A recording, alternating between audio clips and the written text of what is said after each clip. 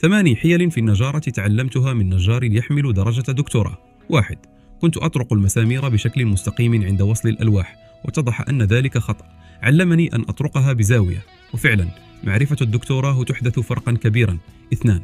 النجارون المبتدئون يدخلون البراغي بشكل مستقيم، أما المحترفون فيقصون طرف البرغي أولا حتى لا يتسبب في تشقق لوح قد يكون باهظ الثمن. 3. عند تثبيت لوح بآخر باستخدام برغي يحدث انحراف في المحاذاة غالبا. بدلا من ذلك حدد المكان باستخدام مغناطيسين، هذا يجعل تجميع الخزائن أسرع وأكثر دقة. 4. هو دائما يحمل معه مجموعة من الأقلام الحمراء يستخدمها لتحديد أماكن الأنابيب. لماذا يحب المحترفون العمل معه؟ لأنه ينجز العمل بإتقان في كل مرة. 5. الملاحظات اللاصقة من أدواته الأساسية. عند القياس حول حواف الألواح تكون أحيانا أدق من شريط القياس، هذا أحد أسراره في تحقيق كفاءة عالية. 6. وصلات